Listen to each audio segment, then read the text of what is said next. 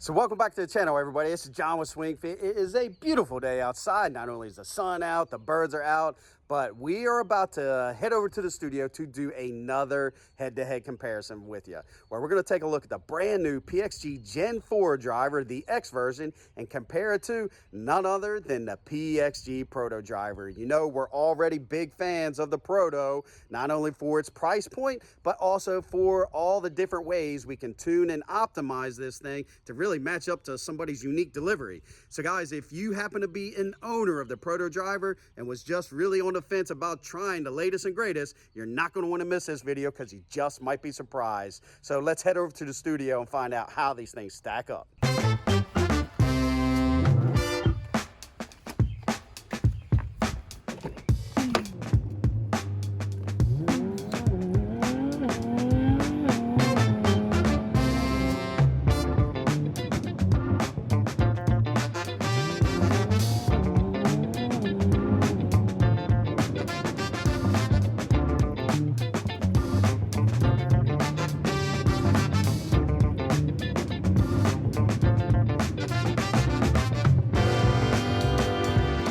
So before we dive deep into today's comparison, I do want to take a quick second to address the concrete truck that you saw when we pulled up. Today marks a day we kicked off phase 2 of our expansion project. Yep, we're growing and we're going to be adding another 1,400 square feet to add 2 more dedicated fitting bays and a brand new putting room, because this building over my left shoulder, well, that's got to come down to make room for the new space. And when it's all said and done, we're going to have a state-of-the-art fitting center, even better than what it is today, to truly help you take your game to another level. And if it wasn't for your continued support and feedback, then, you know, I'm not sure if we'd be able to make this dream a reality. So guys, thank you for helping us spread the word of what we're trying to do in the golfing community. And if you haven't subscribed yet, then please do yourself a favor, hit that subscribe button, and let's jump in and find out what these PXG drivers are all about.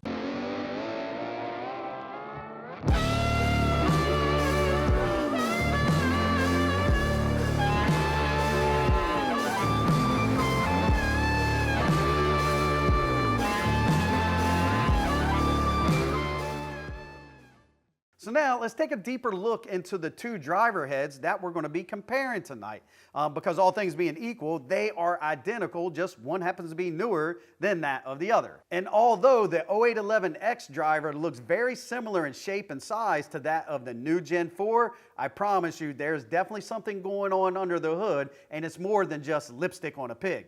Now, when you take a look at the top down, this is going to be your very first noticeable difference between the 2 heads. Now, I'm talking about the finish on the top part of the crown.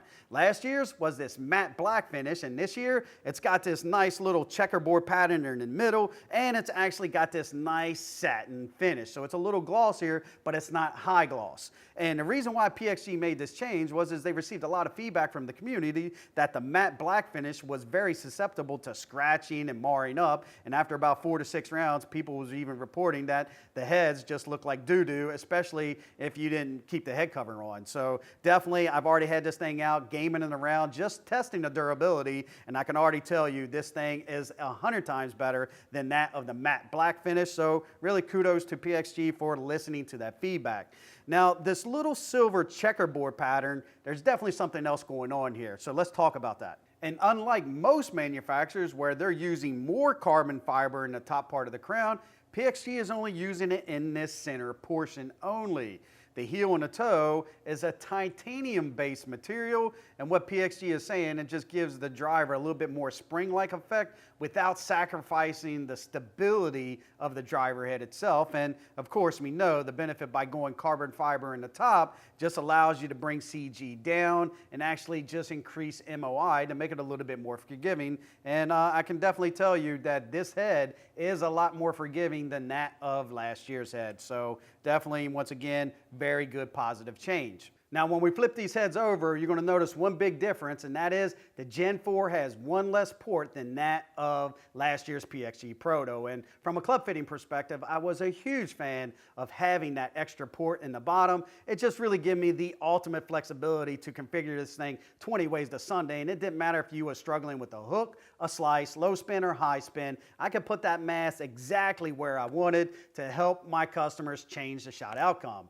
Whereas in the Gen 4, I just don't have that same flexibility. I mean, it's more of a draw bias driver, and it's really catered towards those that are just struggling with the miss to the right. And we do know that does represent the broader population, but just because it is a draw bias driver doesn't necessarily mean you still can't work the ball a little left or right. And we're going to show you a great example tonight when we dive into numbers that just how easy it is to work it left or right. But it just might not be my first choice if you're struggling with the hook or the overdraw. So guys, just keep that in the back of your mind.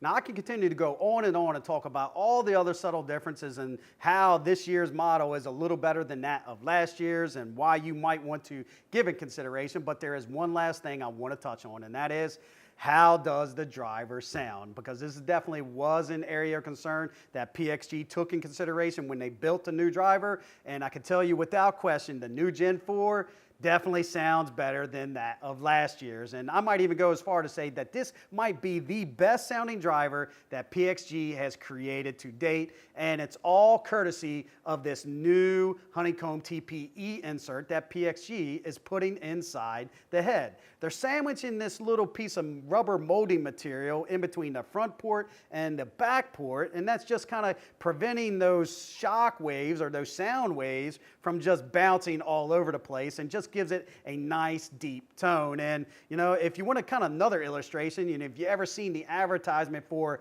this thing right here, the purple pillow, or have seen one in person, right? Just imagine taking a section of this honeycomb material and putting it inside your driver. That's what PXG has done. And if this is the explanation of why it sounds so good, then definitely 2 thumbs up, because this thing sounds unbelievable. So now let's take a look at the customer's baseline tracers as we talk a little bit more about how we currently have his driver set up. I mean, this is the PXG Proto 9-degree version with a 5-gram weight all the way in the back, and it's turned down 1 click. And the reason we turned it down 1 click is a little bit of spin protection and to help him keep that face open to achieve the desired shot result of a little left to right. He said the one miss he hates is that miss to the left. He gets a little handsy and just releases the wrist too soon, and he just wants to really just see that ball work a little left or right. And if you haven't noticed, customer likes to hit the high ball. Why? Because his AOA, I'm talking 8 to 9 degrees. We're talking long drive territory, but customer just likes to see that launch. And definitely that's not something that we want to change. We just got to get spin down in order to help him squeak out a couple extra yards. And when we take a look at the customer's delivery numbers, there's definitely something going on. And I wasn't joking about that AOA. Take a look. I mean, the customer's averaging 7 degrees hitting up on the ball, and that is definitely long drive territory if I haven't seen it myself. But once again, customer's input, right around 99 mile an hour. Best 101, lowest 98. But, we really need to compare that to the output to see how great of energy transfer are we getting. And when we take a look, his best output was 143 and his worst was 134. And averaging out 137, and I know that's just not a large enough separation to really get him the distance that he needs. And if he wants to continue to hit the high ball, then we got to help him get it to stay in the air a little bit longer so that way it carries. But I want more of a penetrating ball flight, and how we need to do that is we got to get that apex down a little bit lower. I really need to see that right around 120, and I like to see that descent angle to be staying right around 40 or lower. Anytime we get higher than 40, there's a pretty damn good chance that you're going to see your pitch marks when you go up to retrieve your next shot. But guys, I mean, averaging out only 237 and 261 total,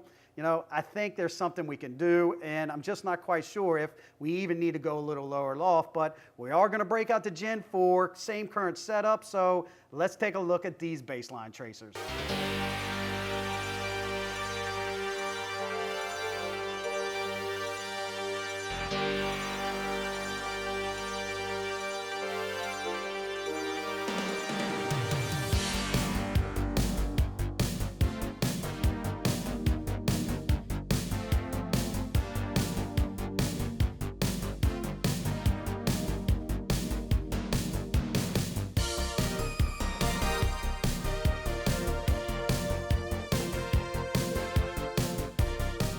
So I knew this thing was better than last year. I just didn't think it was this good. And when you look at that carry result, I mean, that's phenomenal. I mean, 19 extra yards of air time courtesy of the lower spin. And definitely, you hear me say all the time, the secret formula to hitting the ball as far as you possibly can is you need the highest launch scenario you possibly can with the balanced backspin. And in this situation, 2,400 RPMs of spin is truly acceptable at the customer's input of 100 to 102 mile an hour.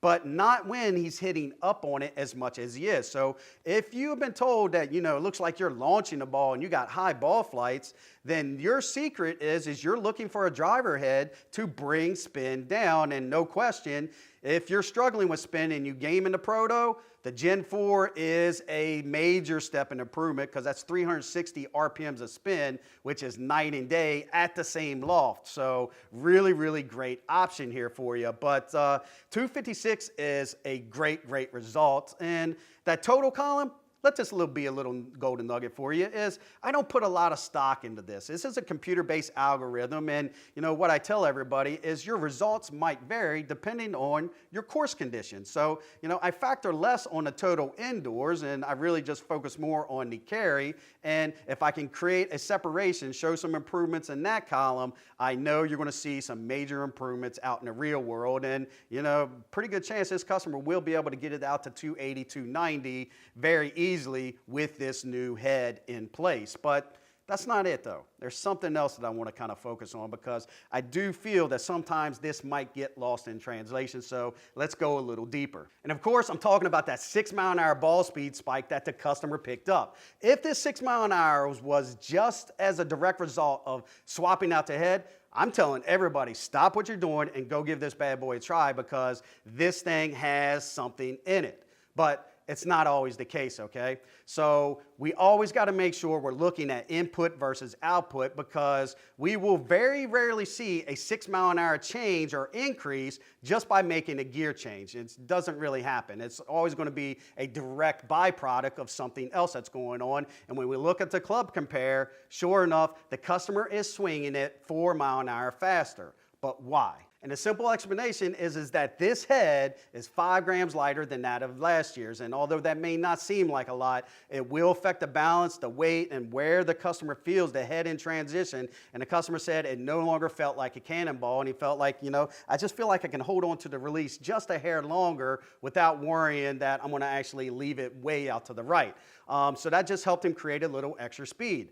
The second reason is the customer said this thing at address looks 10 times meaner than last year's, and he said it almost dared him to swing it faster. And the real secret is yes, the looks will play a vital part, but the big thing is with that lower spin, the customer just started to see the same ball flight and just going a little bit farther. He was like, man, I think I could just continue to test and push the limits here, and that's why he was actually able to swing the club a little bit faster. But once again, 4 mile an hour input versus 6 mile an hour output, that is still a crazy gain. So if you are in the market for a brand new driver, right, definitely give the Gen 4 a strong look because this thing has definitely got something in it, sounds phenomenal, and it could potentially help you sneak out some extra yards, especially if you're gaming the PXG Proto. Definitely, it's a big improvement from last year's model. So in closing, we truly hope you found value in this information we share with you guys today. And if you have any questions or comments,